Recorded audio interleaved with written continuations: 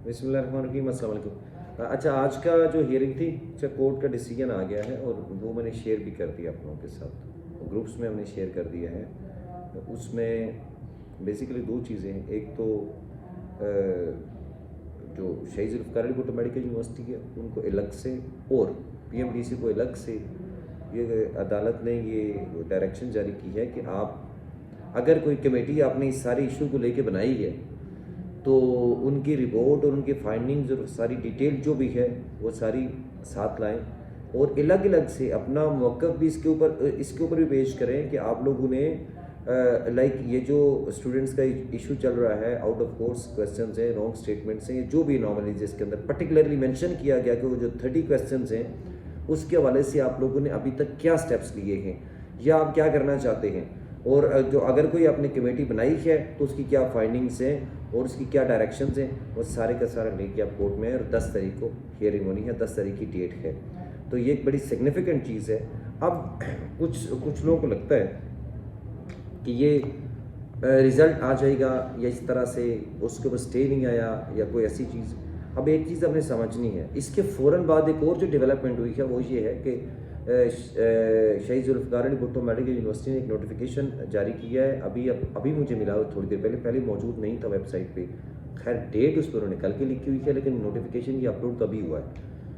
उस पर वही कुछ जो कोर्ट में कहा गया है उसी पैटर्न के ऊपर ऑलमोस्ट उन्होंने लिखा है कि हमने एक कमेटी कॉन्स्टिट्यूट की है और उसमें पब्लिक और प्राइवेट सेक्टर के कुछ लोग मौजूद हैं जो कि जितने भी क्वेश्चन पेपर और आंसर की से रिलेटेड जितने सारे इशू हैं उसको देख रहे हैं, उसका एनालिसिस करेंगे और उसके बाद जो भी उस हवाले से रिकमेंडेशंस आएंगी उसके बाद हम उसके अकॉर्डिंग हम कोई डिसीजन लेंगे। अब इस सारी चीज़ का, इस सारी डेवलपमेंट का मतलब ये है कि straight away result merit list तो अब आगे लग ही नहीं सकती। तो कॉमन सेंस की बात है, मैं आपको समझा देता हूँ कैसे। देखिए 10 तारीख को पीएमडीसी को अदालत में होगी। पीएमडीसी को पता है, उनके ऑफिशियल्स, उनका लॉयर जो भी होगा, कि अब 10 तारीख को जब एक चीज़ कोर्ट में होती है तो उसका किसी तरह का कोई भी फैसला आ सकता है। वो तो जजेस ने देखना है और हमें उम्मीद है कि इंशाल्लाह इंसाफ पे आएगा। तो वो रिकंडक्ट का फैसला हो सकता है या वो जो भी हो सकता है।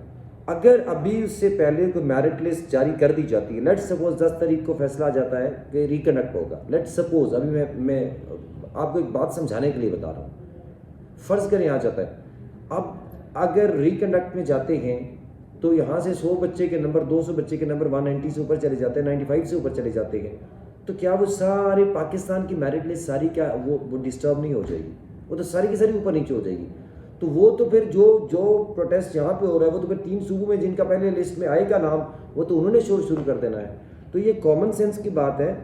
इतनी एक अंडरस्टैंडिंग मेरा ख्याल है पीएमडीसी को कि वो किसी सूरत भी अभी मेरिट लिस्ट बिल्कुल भी नहीं लगाएंगे और कोई एडमिशन प्रोसेस उस तरह से शुरू अभी नहीं होगा जब तक कि इस केस का कोई फैसला नहीं हो जाता। और इंशाअल्लाह जिस तरह से चीज़ें चल रही हैं मुझे बहुत उम्मीद है कि इंशाअल्लाह फैसला जो होगा वो हमारे हाथ में होगा। सेकेंडली, इसके अंदर एक और इम्पॉर्टेंट चीज़ है जो हमने फॉर्म शेयर किया है कंप्लेंट्स के लिए।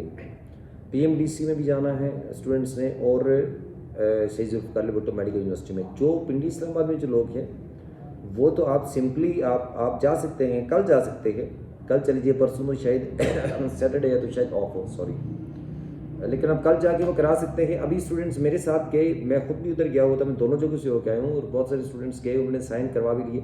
2 कॉपीज़ लेके जानी है, एक आप उनको देंगे और दूसरी कॉपी के ऊपर आप उनसे साइन लेंगे रिसीविंग के कि आपने वही एप्लीकेशन वहाँ पे सबमिट करवा दी है, और जिस पे आप रिसीविंग के साइन लेंगे वो आपने हमें पहुँचानी है। अब जो स्टूडेंट्स यहाँ पे मौजूद नहीं हैं, जो बाहर हैं, लाइक दूसरे शहरों के अंदर के, आप लोग ये बिल्कुल भी ना करिए।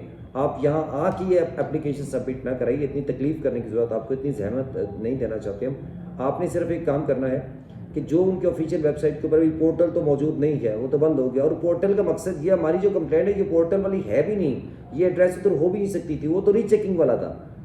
हम तो रीचेकिंग के लिए रीचेकिंग भी नहीं था, रीटोटलिंग था, उसके लिए तो अप्लाई भी नहीं कर रहे। हमारा तो इशू ही कुछ और है। आप सारे मेल कर सकते हैं, ईमेल करें अपनी जो कंप्लेंट है, यही जो चीज़ इधर लिखी हुई आप उसको ईमेल कर दें और उसके बाद उसका स्क्रीनशॉट लें, उसका प्रिंट लें और वो किसी तरह से कोशिश करें हमें पहुंचा दें। So that's all, thank you so much.